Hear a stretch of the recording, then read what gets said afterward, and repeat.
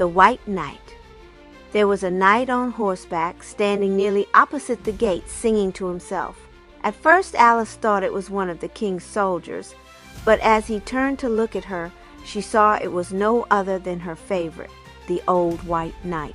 She gave him a cordial smile of recognition, and although his face wore an air of perplexity, he smiled at her in return.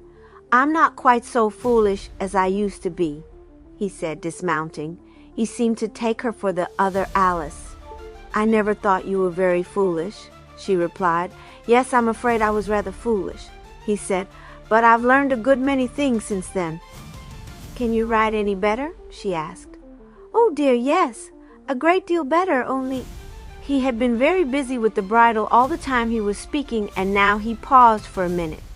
"Only," he continued, "the reins will come off so, and my horse is so spirited, I'm going to try a new plan. Have you got a hammer about you?" "No," said Alice, "I haven't any hammer.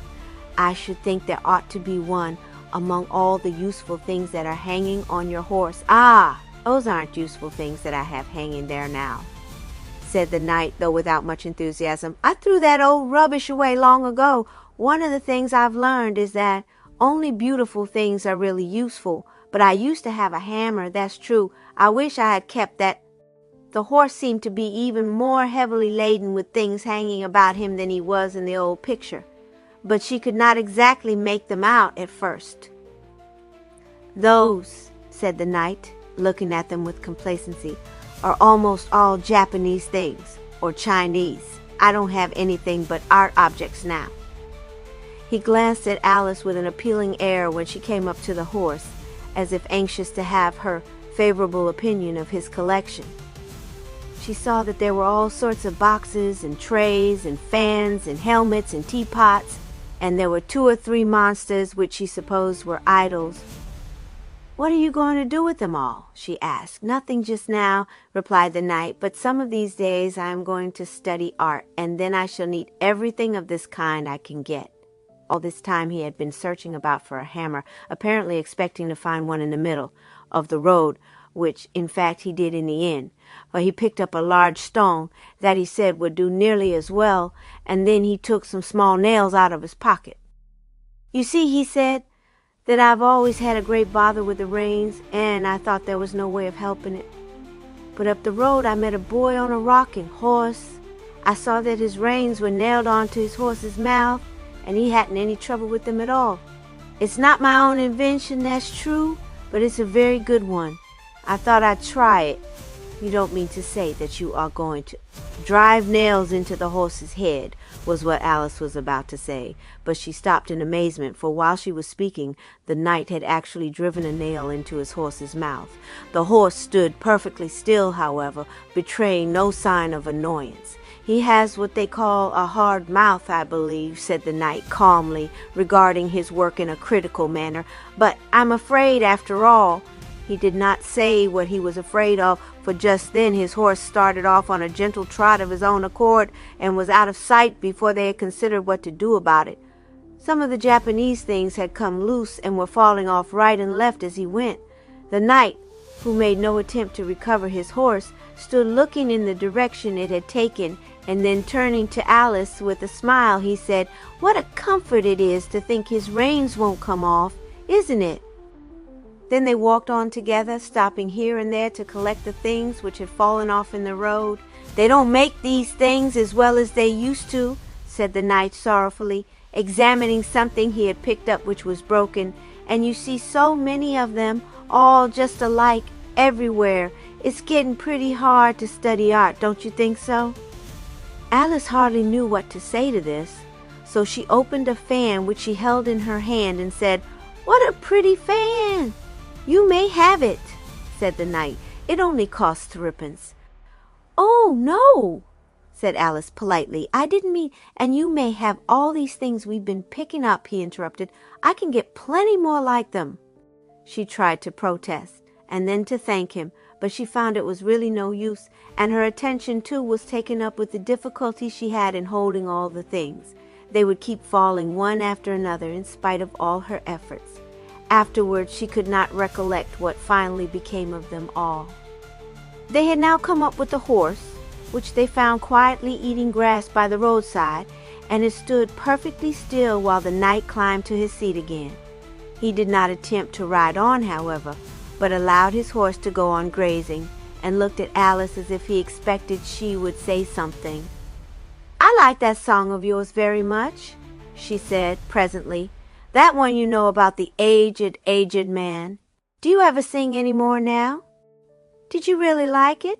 said the knight, looking much pleased. "Yes, indeed," said Alice, "very much. I should like to hear you sing it." "I hardly think I can now," he replied. "It has been years and years since I've sung it." "Perhaps you know something else," she said. "Yes," he said, "I do know another song. It's about the aged man's wife, but it isn't nearly as good as the other one." "Oh, do please sing that," Alice urged. "I'm sure I shall like it." "I don't think you will like it," said he. "It's rather foolish, I'm afraid, and it's not as long as the other, and not half so beautiful." "Oh, no matter, please sing it," she begged. "What is the name of it?" "The name of the song is called Mutton Bones," said the knight. "But what is the name itself?" she asked, recollecting what a distinction he made between the name of a song and what it was only called. "The name," said the knight, smiling, "is The Little Wife, but the song is called The Missing Lunch." Here he paused for some time, and Alice waited patiently. "The song really is sitting on a stile," he said at last. "But I'm so much afraid you won't like it that I hardly know whether to sing it or not. I wish I could remember the other.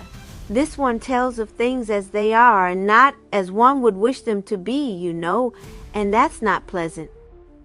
"Oh, never mind that, please," said Alice eagerly. "I'm sure—" But she stopped, for he had already begun to try the tune, and looked as if he were going to sing it. "It's the same tune," he said. "It's the only one I know. Approximately, ye lords and ladies, small and great, and every size between, the things that I will now relate are things that I have seen. I saw a little wife, sitting on a stile, cutting something with a knife, and eating all the while. I said, 'I hope you're pretty well. And what is that you've got?' She said she wasn't going to tell because she'd rather not. I flew at her with all my might, to see by hook or crook. She only held her apron tight, and wouldn't let me look. She said, 'Tis cold pertaters, sir. 'Tis mutton bones it is. 'Tis bits of bread and wine and gar, and beer that doesn't fizz. 'Tis sandwiches that's dry and tough, made out of moldy cheese. I wish I only had enough. Go away, sir, if you please.' But I was feeling rather blue, with plasters on my head, and so I wouldn't listen to a single word she said. And I was getting sleepy then. I should have been in bed. And so I flew at her again and asked her what she said. She said, 'I'm not afraid a bit. I begs for what I've got. Sometimes the things I gets is fit to eat and sometimes not. And as to what I'm eating now, I'm not going to say your honor can't expect this how. I'd give myself away.' Now I had lost my lunch that day, for someone came along and stole it while I went my way, singing of my song. And since I hadn't any doubt 'twas she had got the things, I took my trusty scissors out and snipped her apron strings. I saw it was my lunch indeed, and tears came to mine eyes, my cakes with coriander seed, my lovely buttered pies. And when I called my woolly dog and gave the things to him, she hopped about me like a frog and shook from limb to limb. And when the days are blue and chill, and when the fire is low, and when my horse is standing still, because he will not go, and sometimes when I make them wait, and they begin to scold, and sometimes when I come in late and find my dinner cold, I never answer yes or no, nor say a single word to show my wits are not so very slow. I try to let my memory go to valiant deeds of long ago, in which I overcame the foe, that little woman filled with woe, who thought she could deceive me so, who hopped about both to and fro. She was so very vexed, you know, sitting on a stile. Approximately as soon as the knight had come to the end of his song, they heard a sharp little voice close at hand that said, What does all that stuff mean? Alice looked about her but could see nobody at all. I think I'd better be going, said the knight, and smiling rather sadly, he pulled up his horse's head as if to ride on. This was so unexpected to the horse that he started suddenly, and the knight fell off head foremost. I was thinking of something else just then, he said, something very important too, or I shouldn't have let him do that. He seemed so much chagrined that Alice tried to look as though she had not noticed it. Do you know who it was that was speaking just now? She asked. I was very much vexed, for I was just going to tell you how much I liked your song. Oh yes, that was the important thing I was thinking about, he said, without replying to her question. Did you like it as much as the other one? And no, not quite, I think, answered Alice. But you know, the other one was so very beautiful. Well, you see, he said, smiling, I invented this one myself. The first one was invented by my brother. He's the other white knight, you know. Oh, was it? Alice said, suddenly recollecting that, of course, there were two white knights. I should like very much to see your brother. He's exactly like me, said the knight. We are twins, you know, and you couldn't tell the difference. We can't ourselves sometimes. Well, but he doesn't have Japanese things on his horse, does he? Said Alice, smiling, as she observed the knight trying to fasten some of the things on more securely. Yes, he does. The very same, he replied. But I'm going to propose to him that we should have only half of our things artistic after this. But I really must be going now. He looked about him with some apprehension, she thought, and then pulling up the horse's head again and saying goodbye, he set off on a brisk trot. He very nearly fell off once, but recovering his balance quite skillfully, he turned back to her with a smile of triumph. Chapter 6. The Red Queen and the Duchess. As soon as the White Knight had disappeared, Alice thought of the mysterious voice they had heard. He was so evidently disconcerted when she spoke of it at first that she had not referred to it afterwards. Very soon she heard the same voice again, apparently coming from overhead this time, and looking up, she saw a head that could only be that of the Red Queen. She was standing behind a high hedge, supported on something apparently insecure, for she disappeared twice very suddenly while she was staring at Alice, and seemed to have some difficulty in getting up again. At last there was a scratching sound, followed by some rather forcible expression of impatience. "Couldn't I help you?" asked Alice, looking through a small gap in the hedge.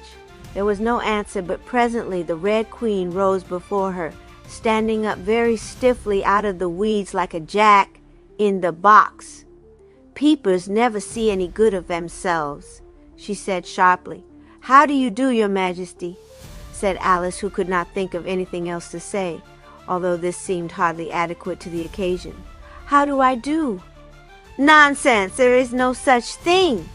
"You mean what do I do? And very deceitful of you too, for you don't care." Alice paused, trying to think of something pleasant and conciliating to say. "And what do you do?" resumed the Queen.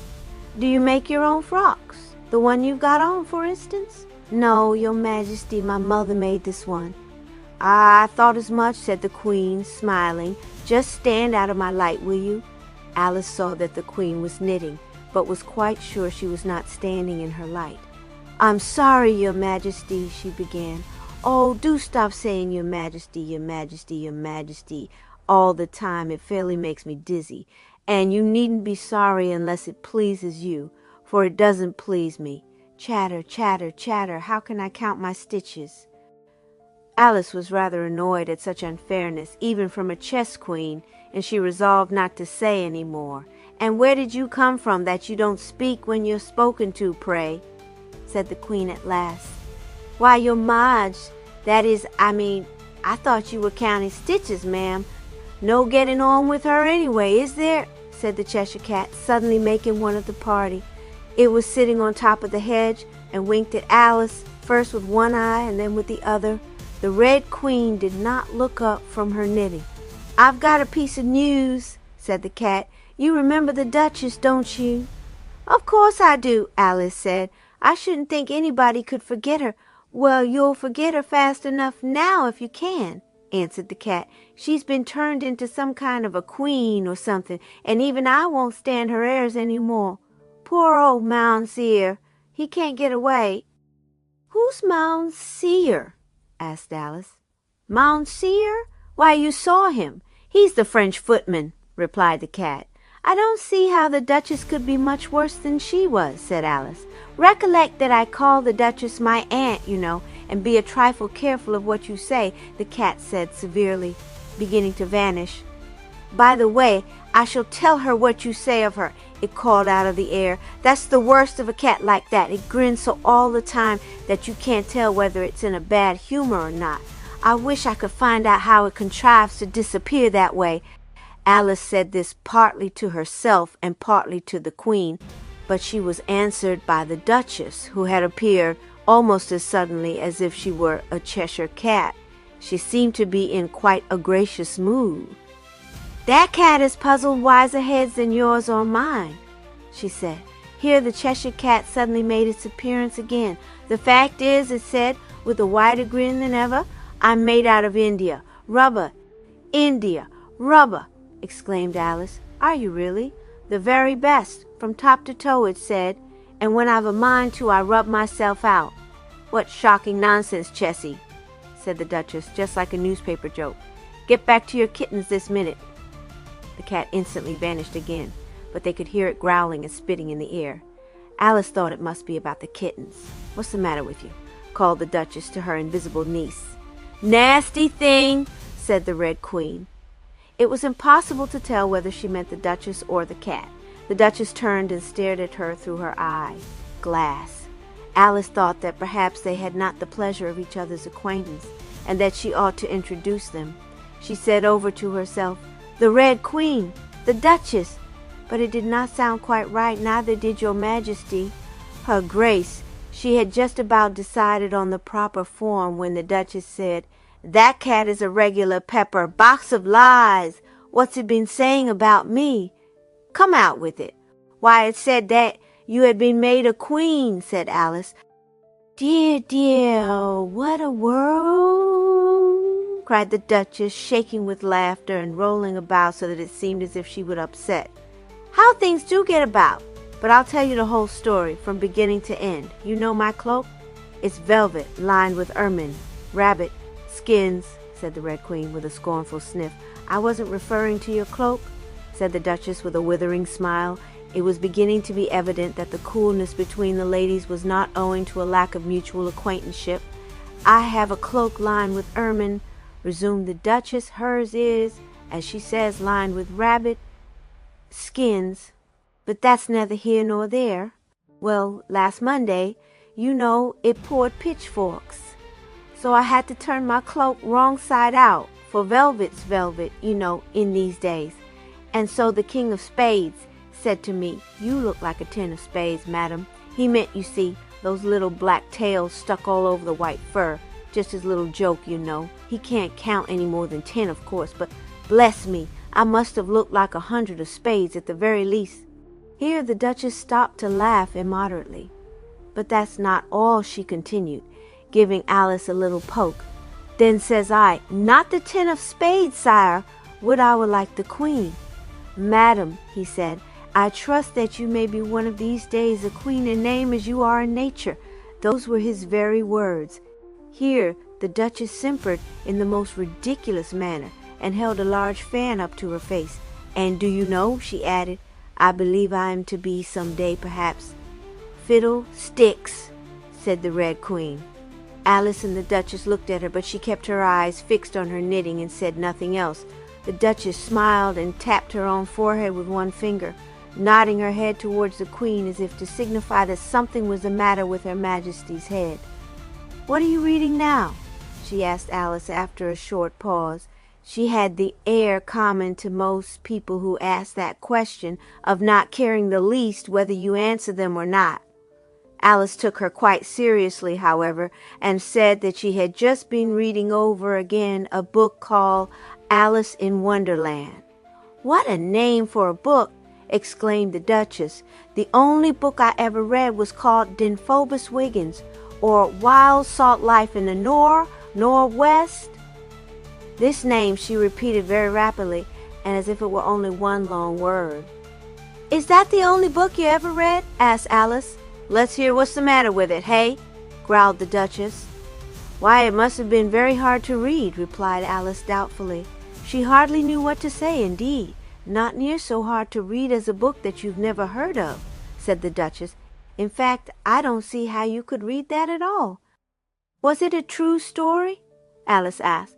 "Worse and worse," cried the Duchess. "A true story indeed. If I'd had even half an idea you weren't going to believe me, I shouldn't have even mentioned the book. Why, I'm old enough to be your grandmother, and I don't speak the truth, hey?" She was evidently getting into one of her pepper jigs. "You don't quite understand, I think," Alice began. "Me? Don't understand!" screamed the Duchess. "Why, I understand things by the dozens, by the heaps and crowds and piles. You little pert pig, you. Pray, how did you ever crawl here?" "I don't know, Your Grace," answered Alice, anxious to say anything at all to mend matters. "Not that I care, though," said the Duchess, suddenly subsiding and leaning back comfortably in an arm-chair in which she was seated. The minute before there had been no arm-chair there. It was very strange where it could have come from. She was sound asleep presently, and Alice, finding that the Red Queen had meanwhile gone away, sat down on the grass by the roadside, quite glad to have a few minutes to herself. It turned out that she had only very few indeed, however, for the Duchess soon awoke and sat up in her chair, and giving Alice a sharp dig with her fan, she said, "Come, wake up, child, and go on with your story." Alice tried to explain that she was not asleep and that she had not been telling a story. "Oh, how all this conversation does bore one," said the Duchess with a yawn, leaning back in the chair and fanning herself. "I hate to converse." "I don't see why you converse, then," Alice could not help saying. "Noblesse oblige," replied the Duchess. Alice had heard this phrase before and wished that she knew exactly what it meant, but she was determined not to say another word if she could help it. "That means," the Duchess went on to explain, "that I'm obliged to go on talking whether you like it or not." "Oh," said Alice, rising, "then I'll go away at once." "No, you won't," said the Duchess, poking her with the fan. "Just sit down again, please." "Well, but this conversation bores me too," said Alice courageously. "I can't help that," said the Duchess sternly. "Noblesse oblige. Sit still." And then she almost immediately fell asleep again.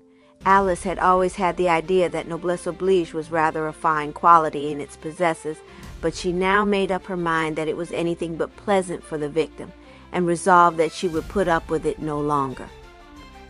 But just then she saw a strange-looking crowd advancing on the road. At first she thought it was the king's army coming back again, and it was only as they drew nearer that she saw that it was the same set of creatures she had left at the March Hare's tea table. The tea things must have come after all, for several of them had plates in their hands, and one or two had cups out of which they were drinking. She stood aside, and they did not notice her at all, but crowded round the Duchess, who rose from her seat and began bowing and smiling and making ridiculous courtesies to them. "Take seats," she said, waving her hand majestically towards the arm-chair.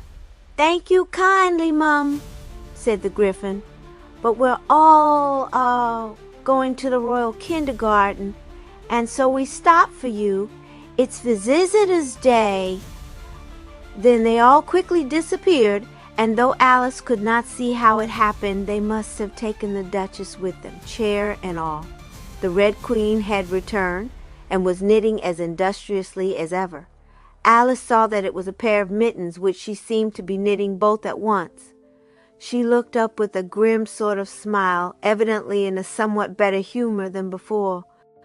"I was just behind that hedge the whole time," she said. "Noblesse oblige indeed. Did you see the Duchess tapping her forehead? Depend upon it, something's the matter with the old thing's head. She's very ridiculous, isn't she?" said Alice, laughing. "She's said to possess the finest, if not the next to the finest manner in all Europe. That's what she is. You ought to take her for a what-do-you-call-it," the Queen said, with a smile. A what? Alice asked. Oh, the thing you cut out dresses with, said the Queen. Scissors? Suggested Alice. No. How could you cut out dresses with scissors? I mean, you lay it on the table and cut out all round it. Oh, a pattern, Alice said. Yes, a pattern. You ought to take her for a pattern, said the Queen, really almost laughing. By the way, how old are you? I'm nearly 10 years old, replied Alice. Very nearly as old as I was at your age, exclaimed the Queen. What a coincidence! You must have been exactly as old as I am at my age, Alice explained. No, contradicted the Queen. You didn't say exactly 10. You said nearly. Oh dear, sighed Alice in despair. Well, said the Queen, it's best to be exact always, but it was a long while ago and I've grown whilst you haven't. That makes a difference, of course. Then I see you have straight hair and clean black stockings, and that goes a great way. So I'll see what I can do for you.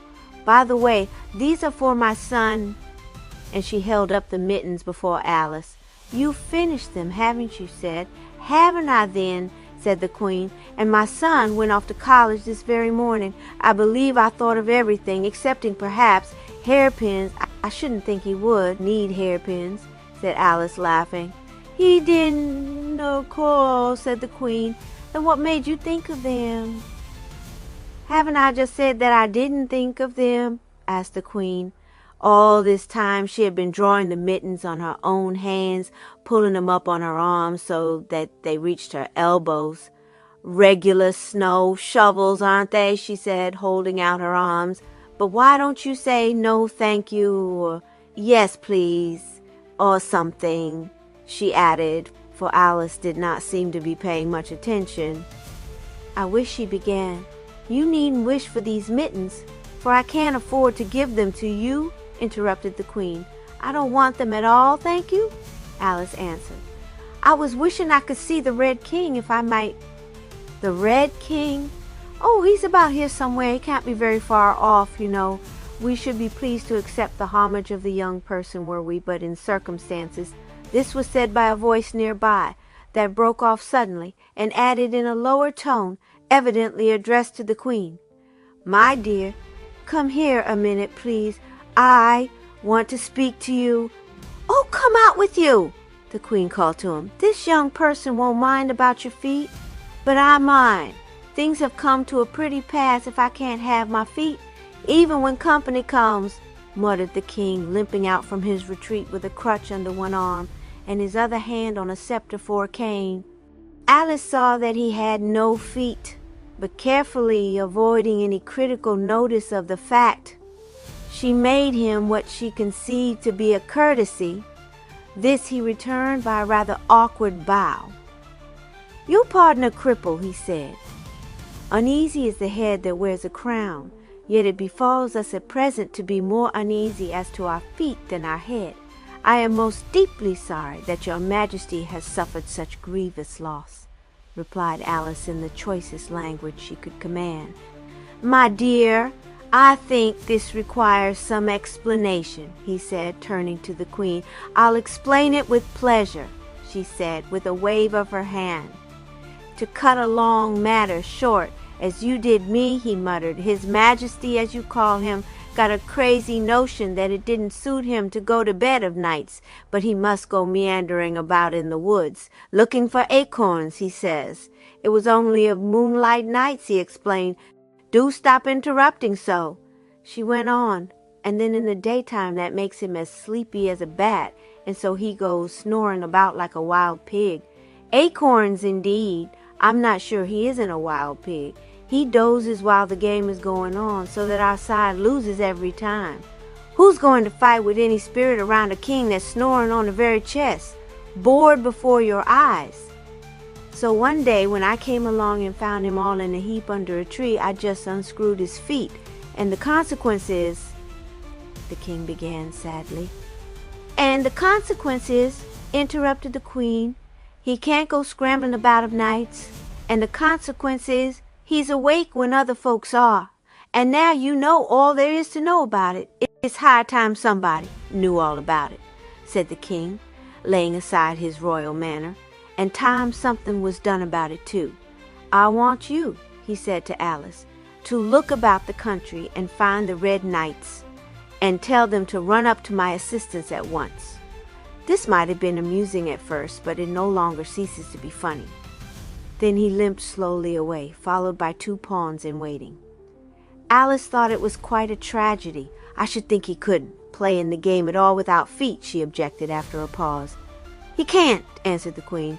They have to get a black wooden king out of another set. He's an awkward creature, but he knows enough to keep his eyes open and his mouth shut in the game. Have you really got his feet safe? Alice asked. The Queen reached into the depths of her pocket and produced a handful of things. There was a thimble and a small key, a few beads and 2 or 3 sixpences, and finally the king's feet with their round base attached. Alice wondered afterwards that she had not been more surprised at this impossible proceeding. There they are, you see, Slider and all. Slider, Alice exclaimed. Yes, to slide over the chess board. You don't suppose we want to walk about on that slippery thing with our own feet, do you? We couldn't. Well, I hope he will have it back again before long, said Alice. Plenty of time, replied the Queen, and you needn't go bothering the knights about it either, for I've told him myself.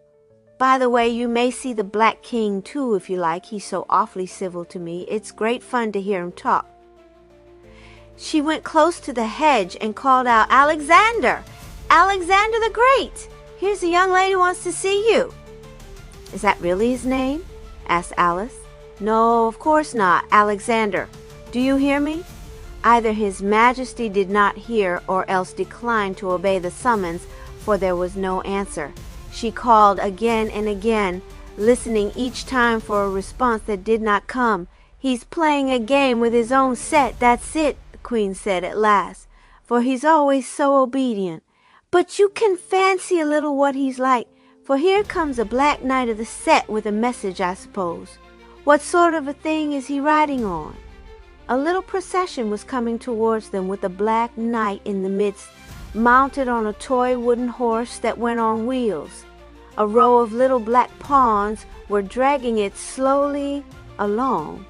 When they came near, they stopped, and the knight bobbed his head awkwardly in acknowledgment of the Queen's rank.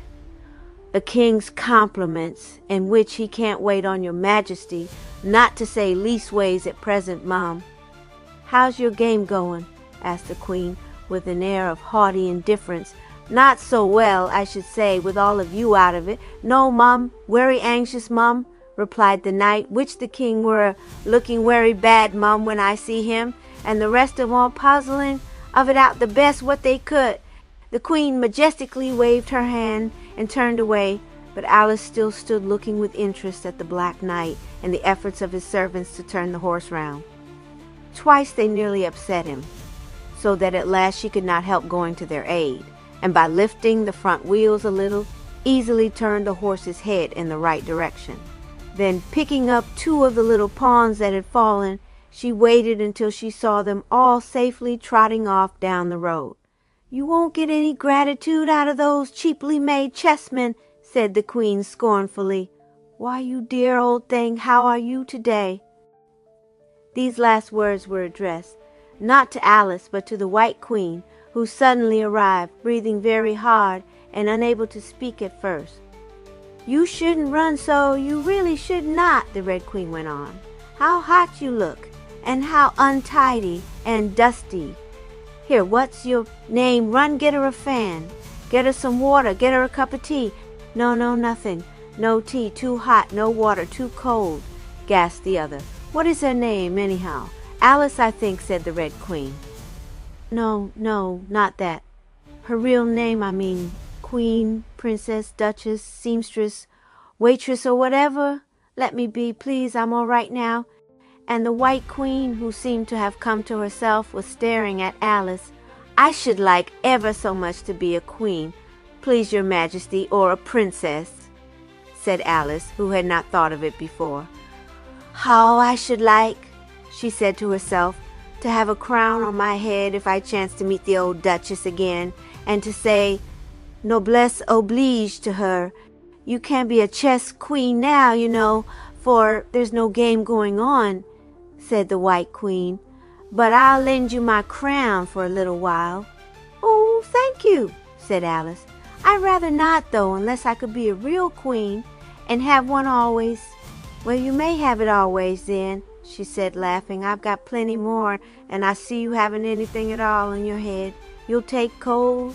"Oh, thank your Majesty very much," she cried, as the Queen took off her crown and rather unceremoniously placed it on Alice's head, crowning herself directly afterwards with another one, which came to hand with mysterious promptness. "They don't seem to care any more for them than if they were old hats," Alice thought, trying to set the crown straight on her head. "But I suppose nothing could make me a real queen." Still, notwithstanding this, and the fact that it was rather heavy and uncomfortable, a crown is a crown after all, and she was soon lost in pleasant meditation as to what she would say and do if she should chance to see the Duchess again. Thinking about this and other things, she almost forgot the two queens, who meanwhile went on with their conversation, and Alice, when she had recalled her wandering attention, could not tell what they were talking about at first. There was evidently some function at which they were both to appear. "Will you wear the new gown you had on yesterday?" she heard the Red Queen ask. "So you saw it then, did you? How did you like it?" said the White Queen. "Oh, charming," said the other. "So youthful looking. It didn't fit at all in the back breadth and such a color, and the skirt was miles too short again and all crooked too. And why did you have it trimmed that way?" She drew a diagonal line across herself from one shoulder down to denote the objectionable trimming. The White Queen did not seem to know what to say to this. "What will you wear?" she asked. "Oh, that's a secret until the dress rehearsal," replied the Red Queen. "And by the way, will you be ready?" "I can't tell at all," said the White Queen. "I've got my book along with me now. Won't you rehearse with me that place where we come in together?" Alice now perceived that they were talking about some kind of drama in which they were both to act. She longed to ask them all about it, for a little private theatrical that she had once witnessed had seemed to her the most delightful entertainment in the world. But as the queens appeared to have entirely forgotten her presence, she thought she would probably find out more by listening than by interrupting them. After a little more chatter, they both opened their books and took positions opposite each other, the Red Queen solemnly announcing, "Act 2, Scene 4. Who has the knife?" "The butcher has the knife." "Have you the meat of the tailor?" "No, I have not the meat of the rich tailor. I have the tea of that poor man." "Has the carpenter the cloth shoe of the doctor's sister, or the cotton stocking of the hatter's aunt?" "He has the leather shoe of the cousin's brother." "Who has the vinegar?" "The small dog of the baker has the vinegar and the butter." "What have you?" "I have the bad butter of the neighbor's aunt." "Has the good carpenter the bad oysters of the wise mother-in-law, or the fried chicken of the baker's aunt?" "He has neither, ni l'un ni l'autre." "He has the boiled owl of the housekeeper's nephew and the roast pork of the son-in-law's uncle." "You don't put fire and spirit enough into the lines," said the Red Queen when they were done. "That French quotation is so beautiful if you say it right." "It's as much as I can do to pronounce the words at all," replied the White Queen meekly. Just then they seemed to become suddenly aware of Alice's presence, and the Red Queen said, "And so you've been listening here all this time, have you? Well, what do you think of us?" Alice had found it exceedingly difficult to keep from laughing aloud during the rehearsal. She said now as soberly as possible, "Why, it sounds very much like Fasquelle's French grammar, I think." The two queens looked at each other, evidently very much impressed. "I told you it was something quite out of the common," said the Red Queen. "One of the white bishops said it reminded him of Shakespeare. And that's a very fine part, too," she continued, "where the bishop himself comes in and says, 'Why has the small monkey stolen the pickles of the kind blacksmith?' Does it go on like that all the way?" asked Alice, turning her head away, and feeling that she certainly must contrive to change the subject at once. "What's the matter?" asked the Red Queen, looking at her suspiciously. "Are you choking?" "I was rather afraid I might choke," answered Alice, and seeing that her only safety was in talking about the first thing that came into her head, she said, "I suppose if the Red King is going to come into the play, he will have his feet, won't he? And will the Duchess have a part in it too? Stop asking questions like a tea." "Totem," said the Red Queen, "don't you see how you disturb her? Changes certainly took place very suddenly in this country."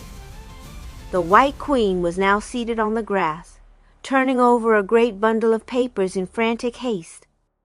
Alice thought at first that they had something to do with the theatricals.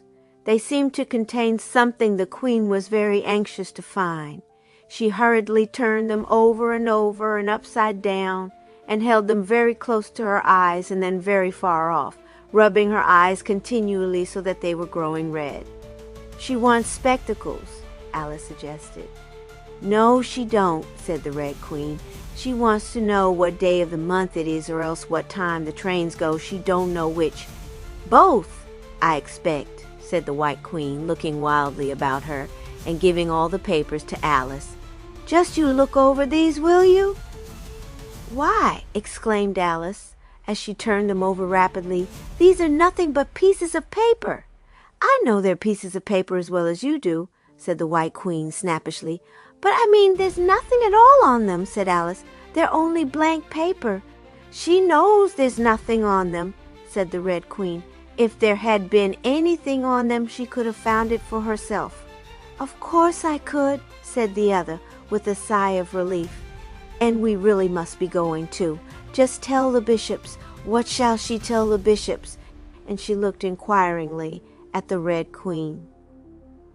"Let her simply give the message, I should say, and the paper," she replied. "That's the thing I wanted to find," said the White Queen. "I remember now. That's right, you could simply give them the message and the paper. The bishops, you know." "No, indeed," Alice cried. "I don't know at all. I've no idea what you want me to do. I never heard of the bishops." "Just tell them what we've told you, and don't make such a noise and fuss about it either," said the Red Queen. "Hold up your head, turn out your toes, and speak in a loud, cheerful voice. Very few people know the best way to talk to a bishop." "I'm afraid I shan't know," said Alice, rather anxiously. "I should like to see the bishops, but—" "One of them has no head," said the White Queen suddenly. "No head!" exclaimed Alice. "No," said the Red Queen. "He took off his mitre one hot day, and he happened to lose it. And as his head was in the mitre, he lost that too. So he has no head." "Oh dear," said Alice. "I should think a bishop would never venture to take his mitre off." "Oh, it doesn't make much difference. Their heads aren't of much use," she said. And gathering up their skirts, both ladies disappeared through the gap in the hedge without another word. Chapter 7. The Bishops. "Now what in the world am I to do?" thought Alice. "If the bishops should come along, I don't know what I'm to say, but I suppose I can give them all these papers and just tell them that the Queen's commanded me to, and then I shall have nothing to do with it."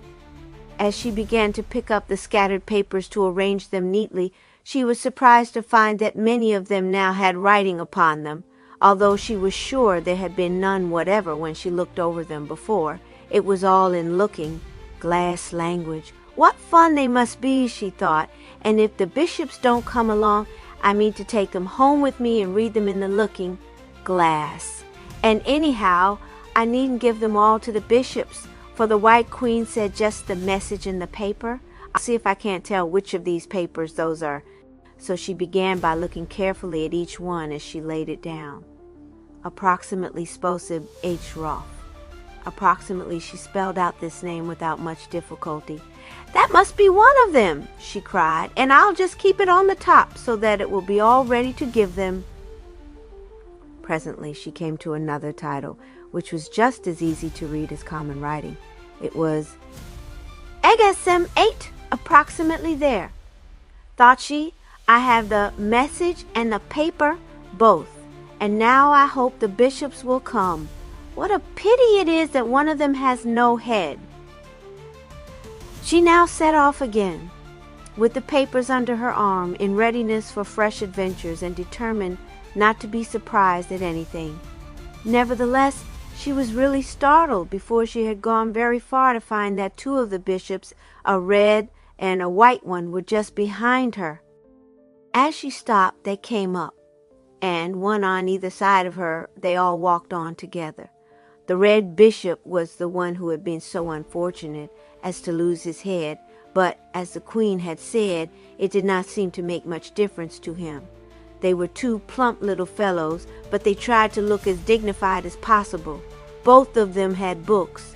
That of the red bishop was under his arm, but the white bishop had his in one hand, with his thumb in the place where he had been reading. The headless bishop had, in some inscrutable way, retained the use of his voice, though he expressed himself only in very short sentences. It was he, in fact, who began the conversation. "Well, child," was all he said, however. "Well, my young friend," said the other bishop immediately, "what are you doing here? Employing your time usefully, I hope? Remember," he added, patting her on the shoulder, "that useful is as useful does, and flies delight to skip and buzz." "Time flies," said the red bishop. "True, too true," said the other, "and the little buzzy bee flies. Talking of bees reminds me of them. An extremely moral little creature is your bee. How doth the little buzzing bee her shiny nose prepare, and gather wax for you and me, and honeycomb her hair? Oh, if we too would but give heed, and seek for all we find, then bees would be of use indeed, to educate the mind. Approximately such things as these," he continued, "are very important to remember. We too frequently forget them." Although Alice had expected to find the bishops very superior personages, she was hardly prepared to have them quite so patronizing as this one was, considering, too, that she was a queen, and was, besides, so much taller even than the one who had a head. She put up her hand to feel if the crown was still there. The white bishop noticed the movement. "Ah," said he, "crowned head signify but little. Perishable things, vain tinsel, alas, scepter and crown must tumble down. Jack fell down," said the headless bishop. "True, so we hear." "Ha, ha, well put," responded the white bishop. "'Tis a useful proverb. Jack fell down and broke his crown, and for aught we learn to the contrary, it may have been broken in half a crown, 2 and 6. The other bishop was heard to mutter, "Yes, there's a certain fitness in that remark," the white bishop said. "Money, too, hath its charms to soothe as well as bees. Talking of money reminds me of it. Have you such a thing as sixpence about you?" This he said to Alice. "No, sir," she promptly replied. "Not even in your pocket?" he asked. "No, I haven't a penny," she said. "The Red Queen is the only person I've seen here who has any sixpences, and she has only 2, I think. But that reminds me that I have a message and a paper for you." "Have you so indeed?" the white bishop asked eagerly, as Alice carefully selected the papers. His countenance fell, however, as he glanced at them. "These are merely poems," he said. "Was there not perchance an envelope or small package as well?" "No, not a thing," answered Alice. "This is all I was to give you. I thought I heard you make some allusion to your having been reminded of these papers in connection with sixpence," he said wistfully, as if there might be a morsel of hope. "No," said Alice, "the sixpences had nothing at all to do with it, but perhaps the Queen will give you one when you see her." "No, she won't," said the red bishop decidedly, while the other one sadly shook his head and remarked, as he wiped away a tear on his sleeve, "'Tis a world of contrarious things, and this, as I observed, is simply poetry. However, I doubt not 'tis good poetry, even if simple." He began to look over the papers. "Must you read it now?" asked the headless bishop. The other made no reply. He was reading to himself with a forced smile, trying to recover his natural voice, and doing his best to be brave. Alice almost felt sorry for him. At last he said with heroic ease, "This seems indeed to be truly fine poetry. It will be an addition to my collection worth the price of admittance." "Are you making a collection of poems?" Alice inquired. Yes, he said, as you see, and he opened the book he had in his hand at the title page. Poems suitable for all occasions. A collection for the use of schools, she read aloud. How very interesting they must be. Well, indeed, may you say so, returned the white bishop. I read them sometimes for hours and hours. A collection of suitable poems is a far greater work of the mind than a soul called poet himself. When I commence to read these, I hardly know, indeed, when I shall stop.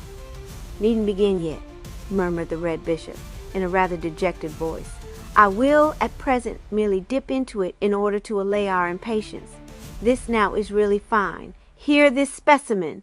The images, all taken from the hand of nature, cannot but please the incredulous. Approximately birds in their little nests agree. To make a shameful sight, the children of one family fall out the side and fight. Now that's as true, and just as sentiment as you'll find of a summer's day, I hope. Saying this, he shut the papers up in his book.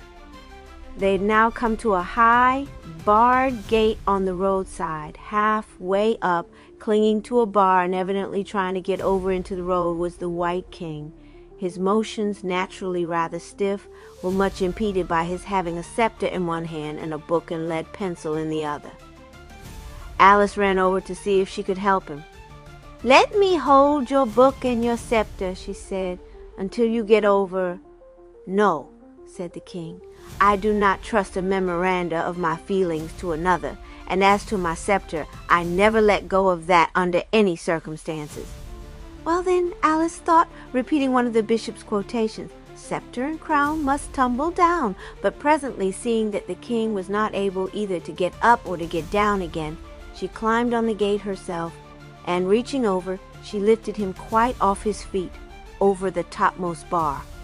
She then helped him to get down on the other side, which was the more easily managed that he had dropped his book and pencil on the ground, and one of his hands was left free.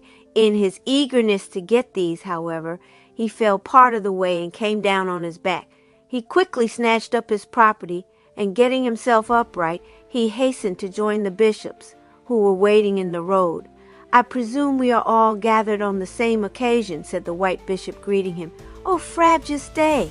I may well call it a credit alike to our heads and to our hearts. I may say also to our heads and to our heels. Aha, your majesty, how say you?" The king muttered some kind of grumpy reply. He evidently detected in the bishop's words a satirical allusion to his awkwardness at the gate, and he glanced at Alice with a frown, as though it were her fault. "I have been honored with an invitation to read a poem suitable to the occasion," said the white bishop. "See to it that it is suitable," replied the king. "Of suitable length, that is, there are so many of suitable length that I may find myself obliged to select a number of them," said the white bishop. "Nearly all of them, in fact, are lengthy, your majesty." "Suitable shortness, he means," said the red bishop, with a curious sort of chuckle. "He seems to have much more sense than the other one," Alice thought. "What a pity it is he is the one who has lost his head, but perhaps it's having no head that has made the difference. You should have the name of that collection of yours altered, so that it could not possibly be made to mean that all those things may be read on all occasions," said the king. "I said nearly all," corrected the bishop. "Or nearly all either. See that you have the name changed at once. There's no time to be lost. Just put unsuitable for all occasions. That will cover the ground. Everybody went to sleep the last time, and I don't mean to have it so again. I hardly think it could be done in time for this occasion, please your majesty," said the bishop meekly, opening the book and sadly turning over the leaves. "The name is on top of every page." The king, however, had turned to his memorandum book, as though he had dismissed the matter, and presently discovering that he had lost his pencil, he went back to find it. They waited for him in silence. The white bishop seemed so crestfallen that Alice rather sympathized with him. "What would you do about it?" he said, addressing his red brother, as soon as the king was out of hearing. "Do? Nothing at all," he replied. "But I've been urged to read a selection." "Read something quite short," Alice ventured to suggest, "and the king will forget about the alteration, perhaps very short," added the red bishop. This idea did not seem pleasing to the white bishop, but the king had found his pencil and had now rejoined them. "What is it you have in your book?" the king asked of the red bishop. "Jokes," he answered promptly. The white bishop touched his mitre and nodded as hard as he could to remind them that the other had no head, and then pointing to the book of jokes, he tried to tell them something about it by making letters with his fingers, but nobody understood. "I hope all that means that we are to have some of his jokes," said the king. "Let it be so, by all means." The white bishop did not reply, but he looked very much disconcerted. He said, however, after a pause, with as much cheerfulness as he could muster, "What are we to expect from your majesty?" "Oh, the usual extemporaneous remarks from my memorandum. Book here," replied the king, carelessly tapping the cover with his pencil. "Also the reciting of a poem composed expressly for me by the Ace of Spades, the little court poet, you know. Everything in the world is going to pieces, he says, except himself." "Poetry is," said the red bishop. "Yes," acceded the king, "that's true. You can't get first rate poetry anymore. Look at this now. I've rehearsed it and rehearsed it, but it doesn't grow upon me as he said it would. I'll rehearse it again if you don't object." Nobody objected, and the king began. "Approximately, I dashed with royal purple foot the wet and salty sea, and the other on the land I put, and cried, 'I will be free from blustering cliffs of adamant.' The echoes answered, 'No, you shan't. Who's that that's contradicting me?' I answered back with haughty sniff. I glared across the roaring sea, and roared till I was stiff. I screamed an hour and a half. The echoes only gave a laugh. The whole party had stopped while the king was reciting these lines. He stood waving his scepter in the air, and when he came to the end he stamped his foot on the ground and frowned at his audience. Then looking at Alice, he repeated the last 2 lines over again. "What are you going to do about it?" she asked. "Do about what?" he demanded fiercely. "Why, you couldn't let the echoes go on like that, could you?" "Yes, I could," he said. "I could just as well as not. I'll let them go on as much as they like, so they keep to themselves. I don't want any echoes round here, mind you." "Did you ever see an echo?" she asked. "See one? If you ever saw one, you'd never want to see another." And he kept on scowling and muttering to himself, and now and then stamping his foot in rage and waving his scepter about. It did not seem very surprising somehow that suddenly the White Queen should be standing at his side, patting him as hard as she could on the shoulder. "Don't now get your back up like this," she said. "You'll get into one of your tantrums directly." "When did I ever have a tantrum, I'd like to know?" said the king. "Why, that day in the woods when you thought a snark was coming after you." "Oh, that time," replied the king. "Nonsense. That wasn't a tantrum. And besides, an echo is a kind of a snark. It's that dreadful poetry that goes to his head," the White Queen whispered to Alice. "Oh, if it's only the poetry," said Alice, laughing. "Couldn't you have that altered? Or perhaps you could have something more put to it, something about the awful thing it is to contradict a king." "Yes," said the king, "that would make me feel better, I think. We can have that done at once, then," said the queen hopefully, "for here comes the poet this very minute. You'll tell him all about it, won't you?" she said, turning to Alice. Here a droll little fellow came up with scrolls of paper under each arm and bowed so low before the king and bishops that he almost tumbled over. His appearance did not accord with her idea of a poet, and he seemed so lofty and conceited that Alice gave up all thoughts of getting him to alter the king's poem to suit his majesty's excitable nature. None of the party seemed to be much pleased to see the poet. They returned his salutation very stiffly, but whether he failed to notice this or was so full of himself that he did not care, it was impossible to say. He nimbly selected one of his many papers and said while he was unrolling it, "Pray all of you listen. This is the last and finest of all my odes. I will read it you. You will like that." He began at once and read so fast that Alice could hardly understand him. "Approximately, ye see not poets every day, alas, alas. So look upon me while you may, before I pass. Sometimes a ramtious lion I am, that acts uproarious as he goes. Sometimes I'm Mary's little lamb that creeps around on gentle toes. That can do nothing else but weep because his sorrows are so deep. That makes his feelings into doleful rhyme, counting upon his fingers all the time. Now this is not nearly all of it, he said when he paused for a moment to get his breath, but before I go on, I will just commence another and read them by turns to save time.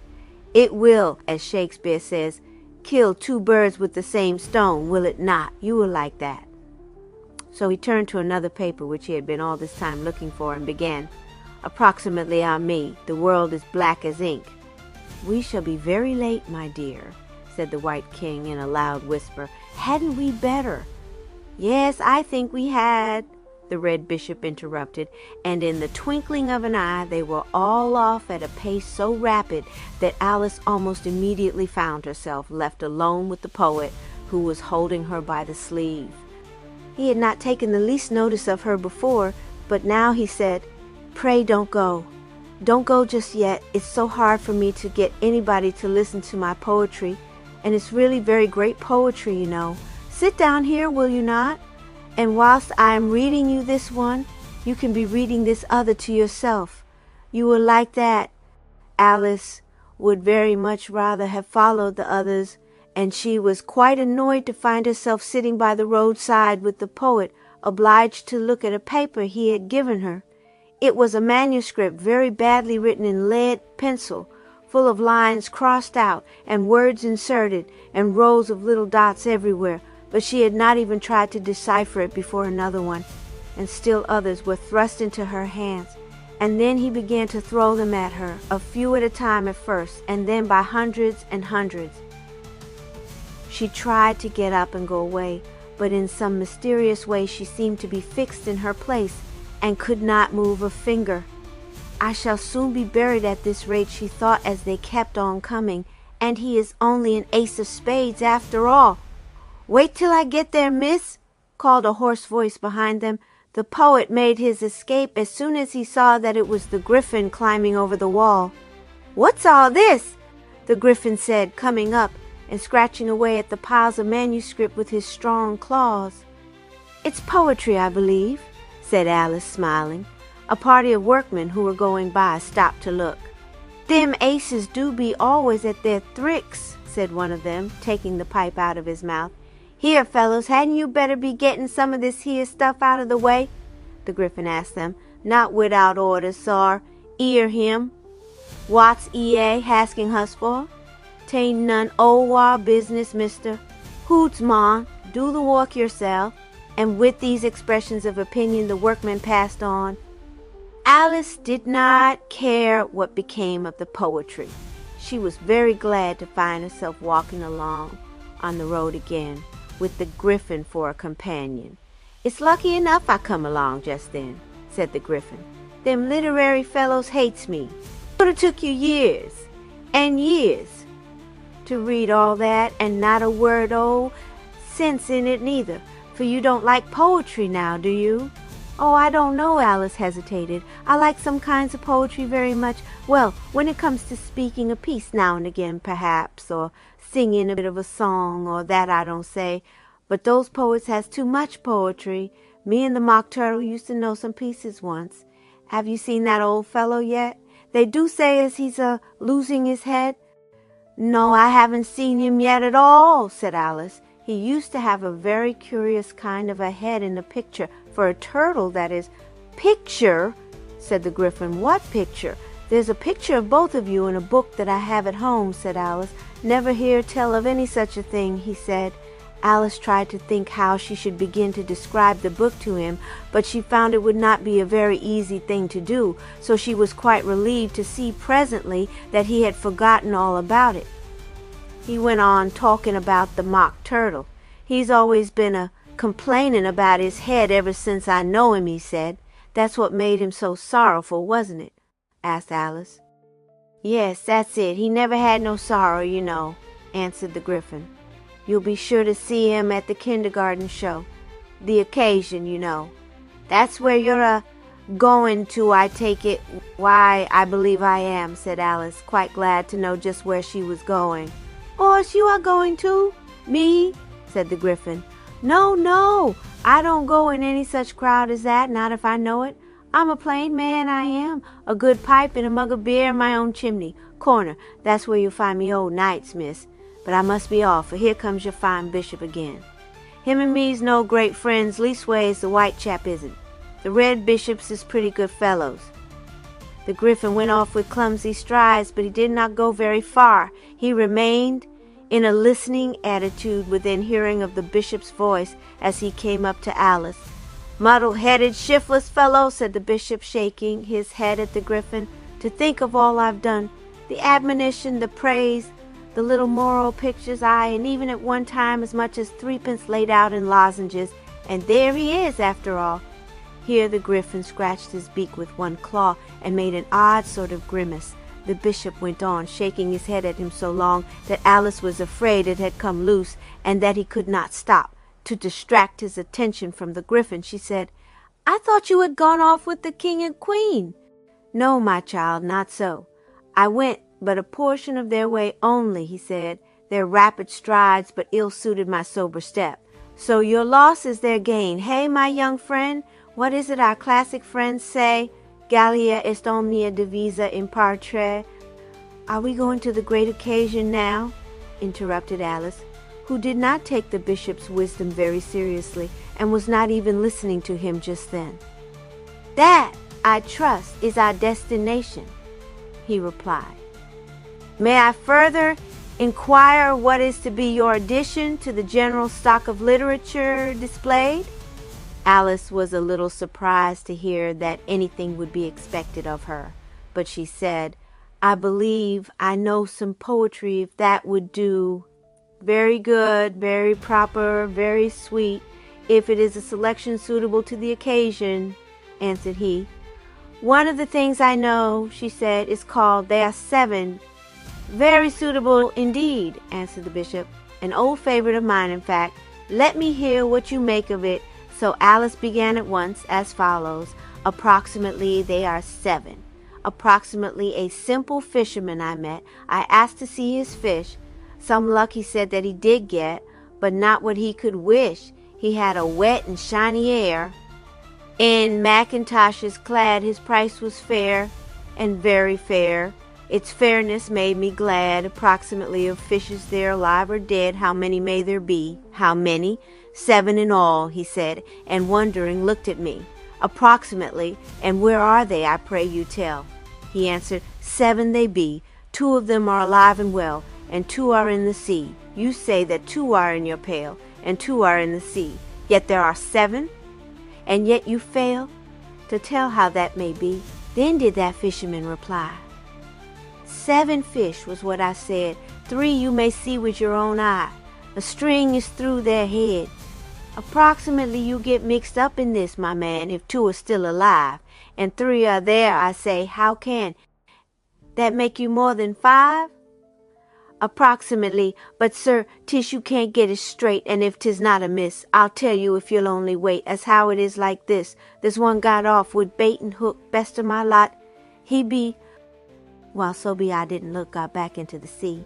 Approximately that's 2, and these 3 here be 5, that on this string are tied.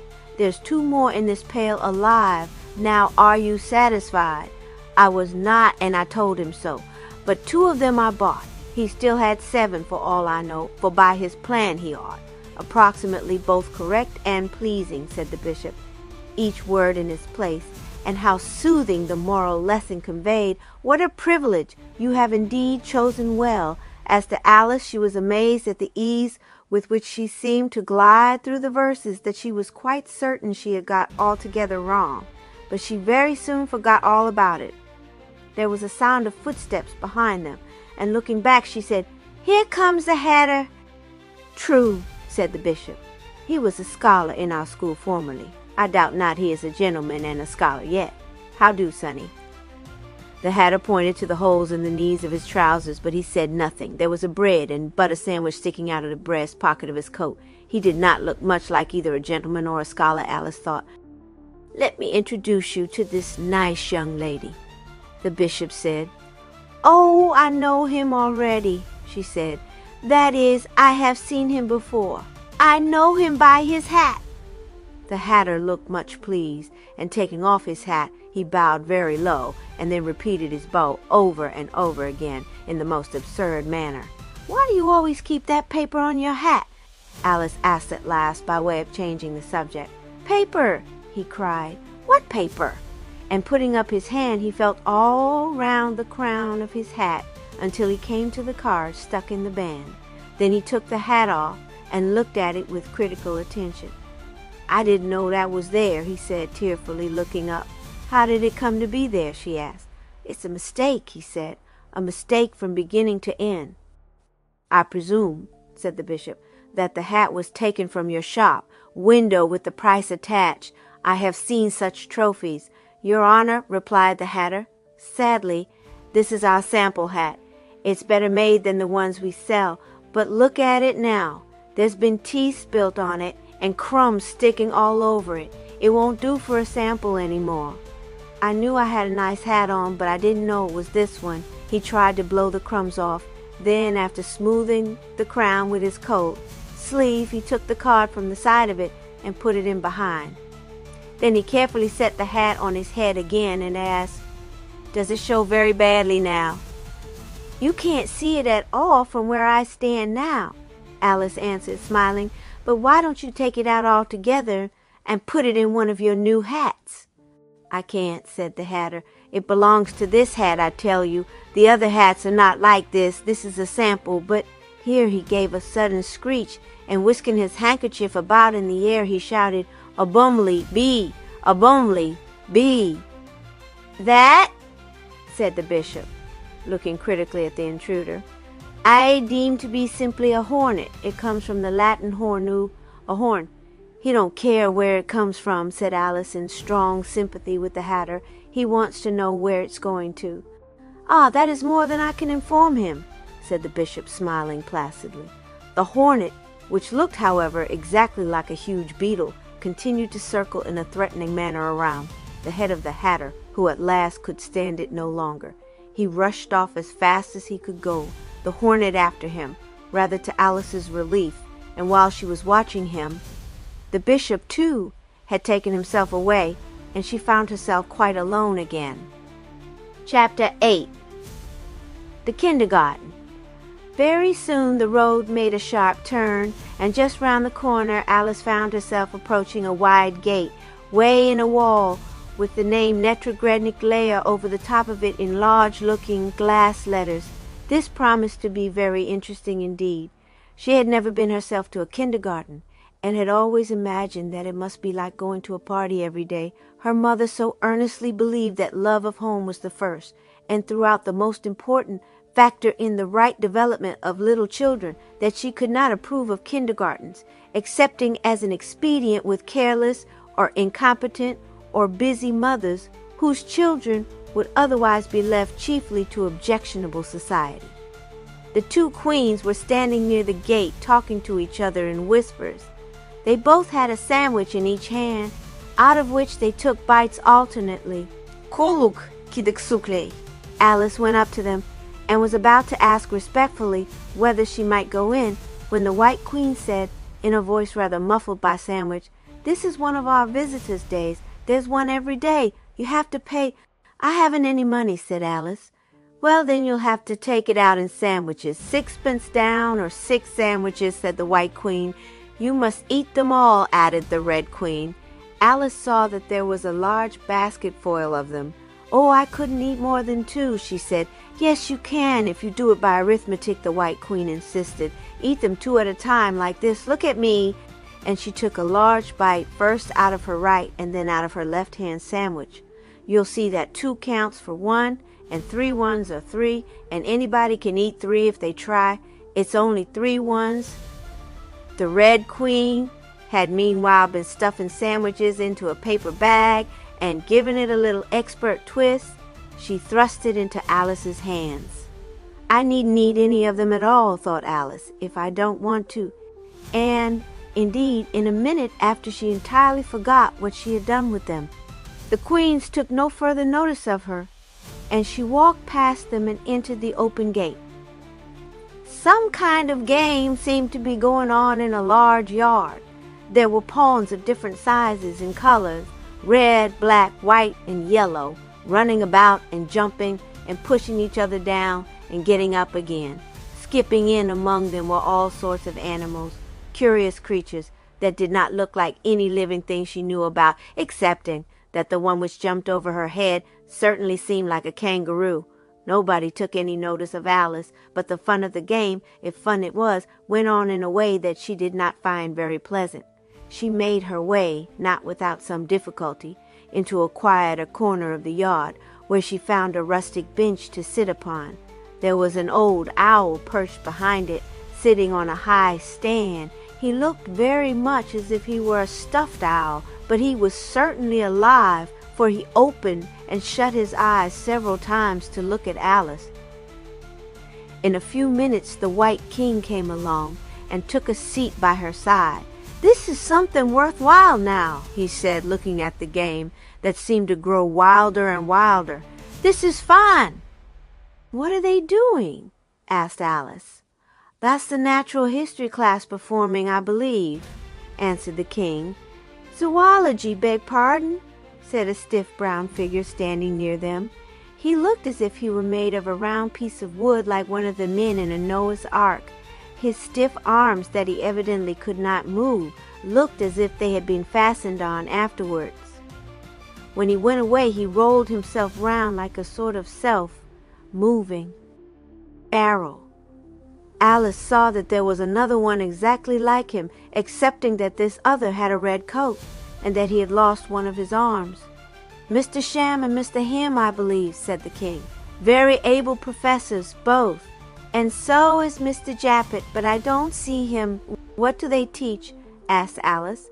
"How should I know?" said the king. "Whatever there is to teach, I suppose." He seemed for some reason to be a trifle displeased, and, opening a book he had, turned over the pages in silence for some minutes, making odd grimaces to himself. "You might care to look over this," he said at last to Alice. "Thank you," she replied. "It isn't your memorandum book, then? I thought it was." "I should think not, indeed," he answered loftily. "I found this book on the end of the bench here when I sat down. I fancy it's his," and he turned his head with a nod towards the owl. Then he laid the book on the bench and strolled away. Alice thought it was rather odd. She had not noticed any book when she sat down. There was nothing at all promising in the appearance of it, nor in its title, which was College Examinations. At home she would not have opened it, but she knew that a book which belonged to an owl in Wonderland must have something worthwhile in it. She opened at the preface, which was in very large print, and had the long words in it divided by hyphens as in the second reader. It was addressed to Carl, leg fac, ul, ties who ren, der nol, edum at tain, able by the mass s, chiefly it appeared because of their neglect to furnish answers to the vex, a ties and spite, full quest, ions contained in examination papers. The author stated his belief that many of the professors were not themselves aware of the proper answers, and in this ease his present work would be a boon, like to teach, and taught.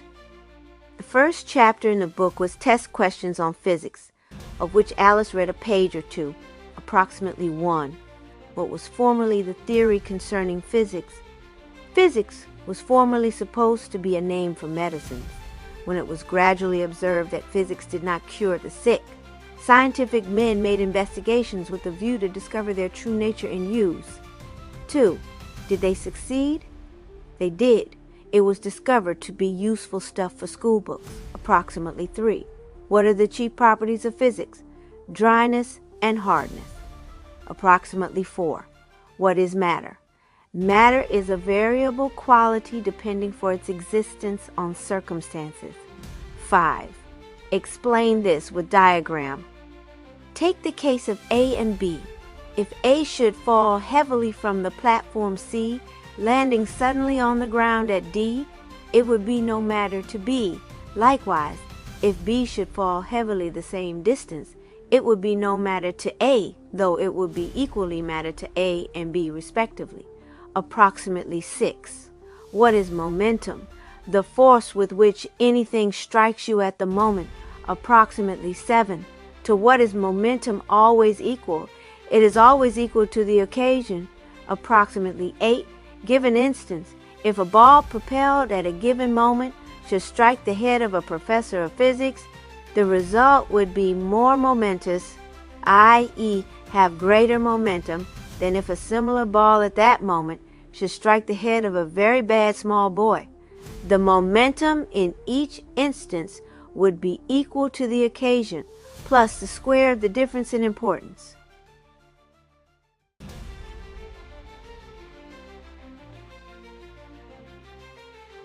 Nine. What is a lever? A species of stick, approximately 10. How was it discovered? 2 workmen were once endeavoring to lift a heavy boat. Not being able to do it, one of them cried, "Let us leave her." "Lever, the very thing," said the other, and he took up what was formerly supposed to be only a crowbar and moved the boat with surprising ease. 11. What is a porous substance? One that you can pour water through, such as sieves, colanders, strainers, etc. Approximately 12. Are tea, pots, pitchers, and jugs porous? Only partially so. Alice, although she did not know anything about physics, could quite appreciate the absurdity of the owl's book. There were several pages more about physics, followed by an examination in chemistry.